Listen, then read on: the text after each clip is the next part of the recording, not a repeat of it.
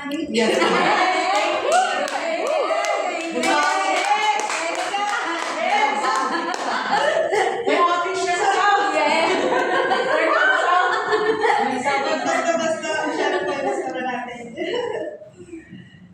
so dumako naman po tayo sa ating message. At ngayon man po ay nasa series po tayo ng topic about salvation. At napakalaga po na pinag-uusapan natin ito sa pagkat. This is what we kailangan po natin. Kailangan po natin ito. Kaya nung nasa po napag-usapan natin yung about sa so great salvation. Ito po ay so great na hindi dapat natin binabaliwala. Kundi sineseryoso natin at nilalakaran natin. Kasi hindi po ito, yes, libre, pero hindi siya cheap. So, alam niyo po ba sa buhay natin ay dito sa mundo ay napaka-ikli lamang. Darating yung araw na sa ayaw at sa gusto natin ay mawawala din tayo dito sa mundong iba. Sapagkat hindi po dito yung destination natin, kundi mag-foreigner lang tayo dito sa mundo. So, parang bisita lang po tayo dito. Kaya, and life is unpredictable talaga. Life is unpredictable. Darating ang araw na hindi man natin alam kung paano, kung saan, kung kailan, anong araw, anong oras tayo mawawala dito sa mundo. Pero, kaya nga, in fact, sabi sa Bible in Hebrews 9 verse 27, itinakda sa mga tao ang mamatay ng minsan at pagkatapos nito ay ang paghukom ng Diyos. So, darating tayo doon na hukuman tayo ng Diyos. Pero ang tanong, handa ba tayo? Amen. So, bakit natin ito sinasabi? Kasi nais ng Diyos na handa tayo. Siguraduhin natin kung na kapag tayo ay namatay, alam po natin kung saan tayo pupunta. Kapatid, ano naman po yung pinapaniwalaan mo? Ano naman po yung relihiyon mo? Naniniwala ka man sa Panginoon o hindi, darating ang araw na haharap tayo sa Diyos at tayo ay hukuman niya.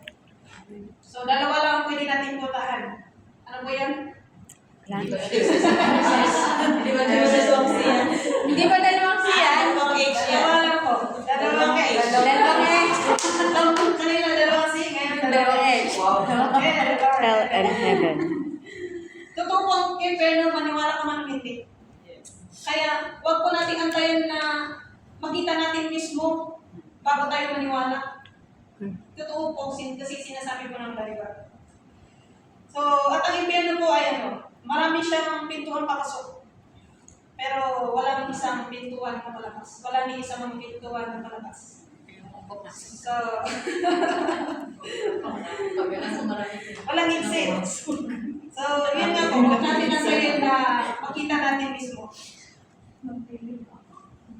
So,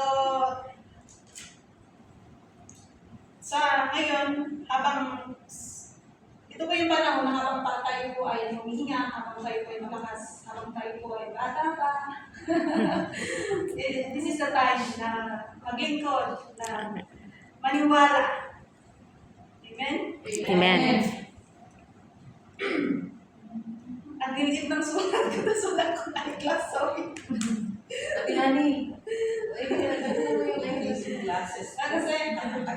alam niyo po, one time, i-check lang po, one time na po, kasi isa ito sa pinangawakan ko sa join ko na meron talagang nagtanong sa akin na kung darating ang Diyos sa oras na ito, ito yung pagkakataon na mamamatay ka at mawala ka sa mundo. Are you ready? Yes. Saan ka pa pupunta? Are you ready sa pupuntahan mo? Sure ka pa kung sigurado ka pa kung saan ka pupunta? So, yun nga, may nagtanong sa akin noon. And I thank God na mayroong nagtanong. Kasi yung time na tinanong ako noon is, hindi ko alam, hindi ako sigurado. Pero dahil may naunang sumagot sa akin, sabi niya, yes, kasi kinopya ko. Pero deep inside my heart, oo nga, hindi ko alam talaga. Kaya I thank God na sa tanong na yun kasi nagkaroon ako oo nga, no? Meron ako ng na-curious ako, ano nga ba talaga? So, ngayon po, masasabi ko na talaga na I'm ready. Amen. Alam ko kung saan ako. Amen. Tama ko siya. So, napakahalaga po na pag-usapan po natin yung salvation. Amen. Amen. So, Kung saan ka siya, doon kami. ha? Kung saan ka pupunta, doon kami. O, kung tinanggap ang Lord, doon tayo. Amen. Amen. So, ang title po ng topic natin sa oras ko na ito is Free but not cheap. Free but not cheap. Kung meron kayong Bible sa Book of Ephesians chapter 2, verse 1 to 10, ito po yung passage na pag-aaralan natin. At basahin ko siya sa Tagalog. Sabi po dito, verse 1, noong unay patay kayo dahil sa inyong mga pasaway at mga kasalanan. Sinusunod ninyo noon ang masamang takbo ng mundong ito at napailalim kayo sa prinsipe ng kasamaan. Ang espiritong naghahari sa mga taong ayaw pasakop sa Diyos. O kaya sa mga tao pala na hindi nagpapasakop sa Diyos. Kanino sila nagpapasakop? Sa kalaban. Sa prinsipe daw ng mundo. At walang iba kundi si Satan. Mhm. So ang totoo, verse 3, ang totoo tayong lahat ay dati ring namumuhay ayon sa ating laman at sumusunod sa masamang hilig ng katawan at pag-iisip. Kaya't sa ating likas na kalagayan, kabilang tayo sa mga taong kinapuutan ng Diyos.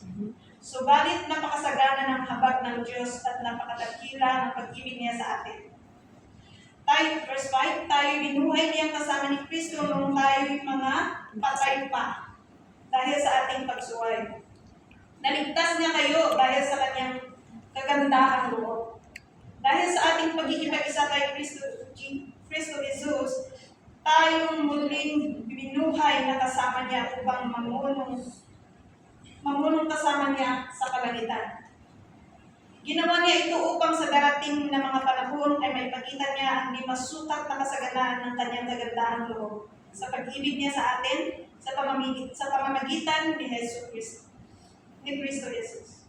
Sapagkat dahil sa kagandahang loob ng Diyos, kayo ay naligtas sa pamamagitan ng pananampalataya at ang kaligtasan ito ay kaloob ng Diyos at hindi sa pamamagitan ng iyong sarili. Hindi ito bunga ng inyong mga gawa, kaya't walang dapat ipagmalaki ang sinuman. Sapagkat tayo nilalang ng Diyos, nilikha sa pamamagitan ni Kristo Jesus, upang ibukol natin ang ating buhay sa paggawa ng mabuti. Yan ang layuning pinili ng Diyos para sa atin noong una pa man. Praise be the name of the living God. Amen. So, yun po yung passage natin. At malinaw po doon na tayo po ay niligtas. Hindi dahil sa sarili nating gawa.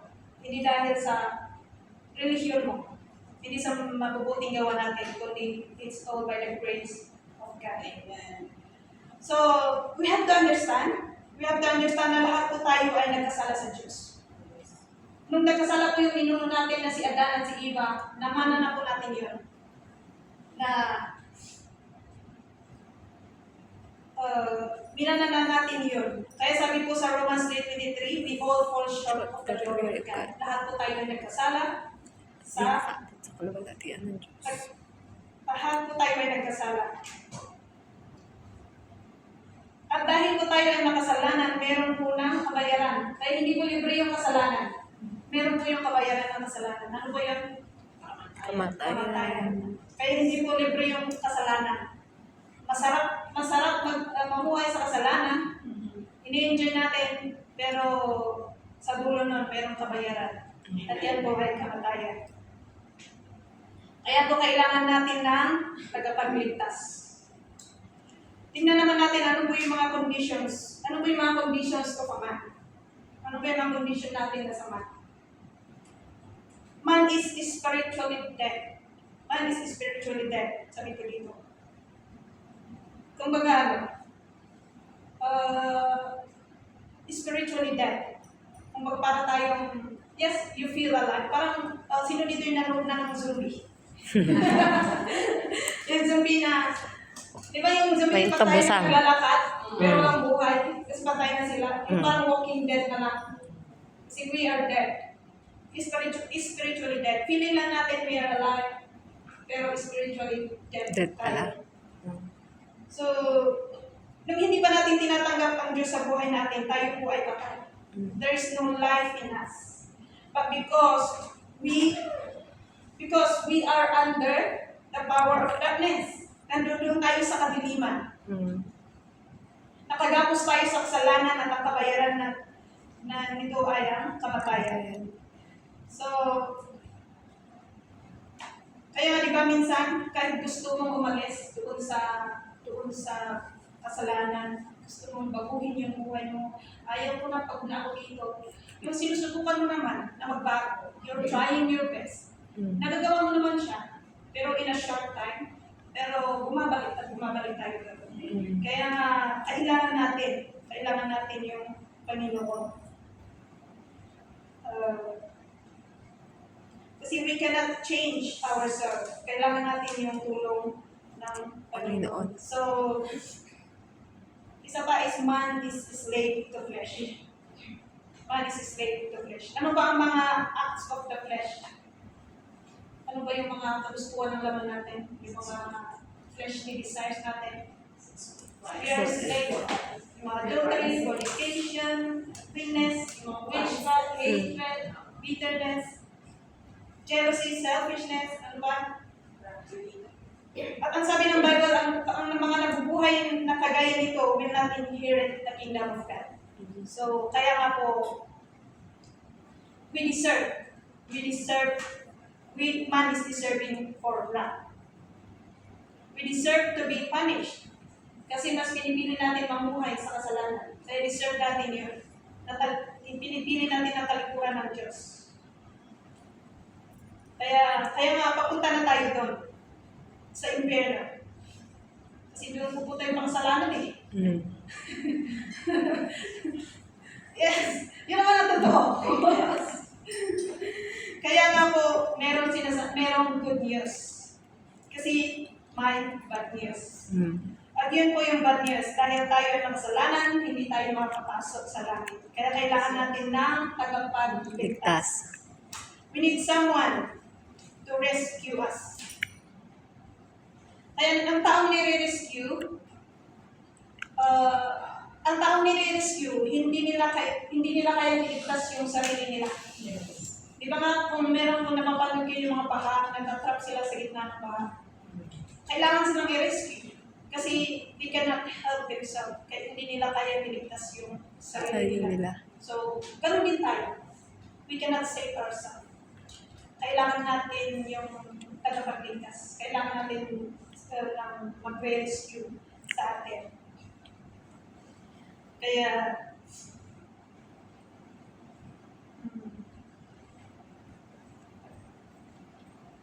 because we are dead, enslaved, condemned, and bound for hell. But, buti na lang may but. But God is stepped in. Buti na lang mayroon pa. Buti na lang. There is hope because God loves us deeply and richly in mercy. Ayaw niya tayong mapahamak. That's why we offered man salvation. Hallelujah. Buti na lang mayroong salvation. Buti na lang yung word na but na yun, napaka-powerful. But God stepped in. Tingnan naman natin ano po yung nature yung salvation. Ano yung mga nature of our salvation. Ang nature po ng salvation is free. Man has no contribution. Ang salvation ay free. Regalo yun ng Panginoon. It is rooted in God's love and mercy. Kapag may nagbigay sa iyo ng regalo, libre yun, tatanggapin mo lang. Ang gumastos nun at nag-effort, no, siyempre yung nagbigay sa iyo. At minsan dahil, yun nga, libre, hindi natin pinapahalagahan. Hindi natin siya tinetreasure. We just take it for granted. At yun ang nakakalungkot.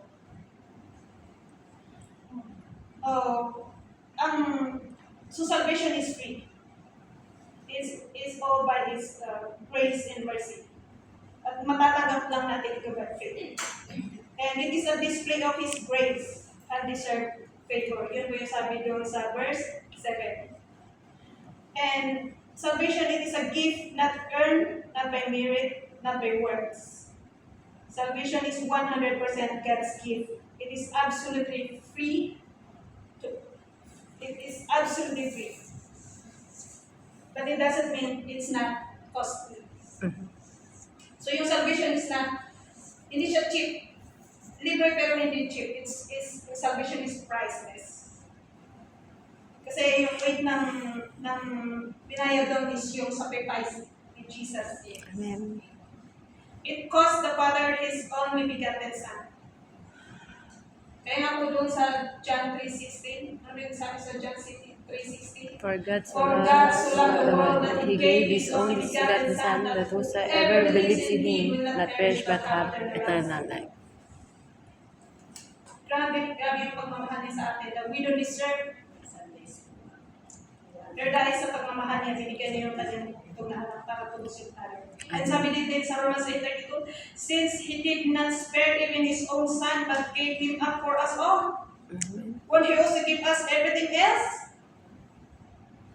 Kung ang nag-iisang anak na binigay niya, ano pa ang hindi na kaya ibigay? Our salvation, it cost Jesus His life. Amen. Ngunit dahil sa ating mga kasalanan, kaya siya nasugatan. Siya ay binugbog dahil sa hampas. Binugbog dahil sa ating kasamaan. Tayo ay gumaling dahil sa pahirap na dinanas niya at sa hampas na kanyang tinanggap. Tayo lahat ay tulad ng mga tupang naliligaw na nagkanya-kanya tayo ng lakad. Ngunit ipinataw ng Panginoon sa Kanya ang kaparusahan tayo ang dapat tumanggap. Yan po yung sabi sa Isaiah 53 verse 5-6. Na tayo dapat yung kaparusahan, tayo dapat yung papunta doon. Para parusahan, pero siya ang buba. Para tayo ay tutusin. Para tayo ay ligtas. Hindi ba good news yan? Amen. Good news. Amen.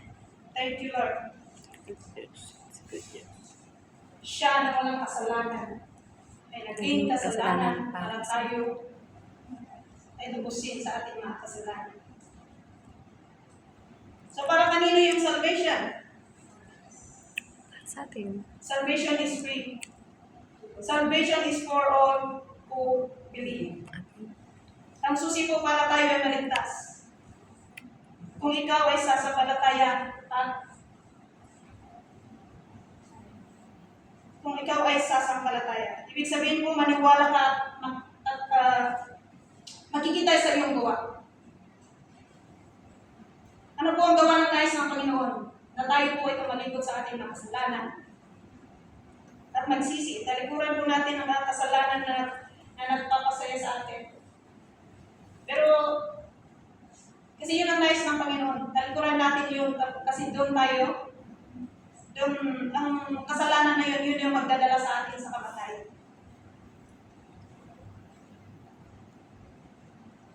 Maaaring isipin mo, imposible.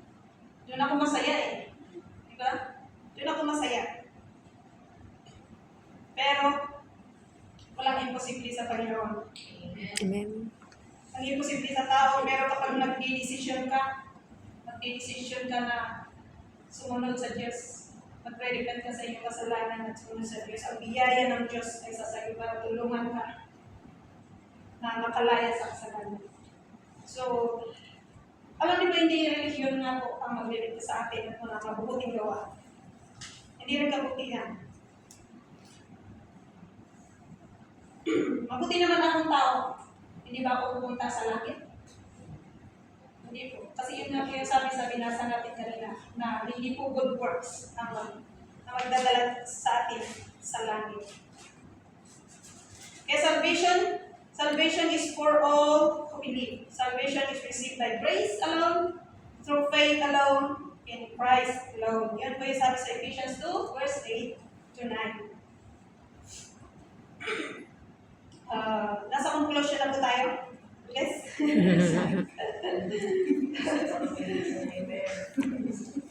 So, kahit gaano kalaki yung kasalanan mo,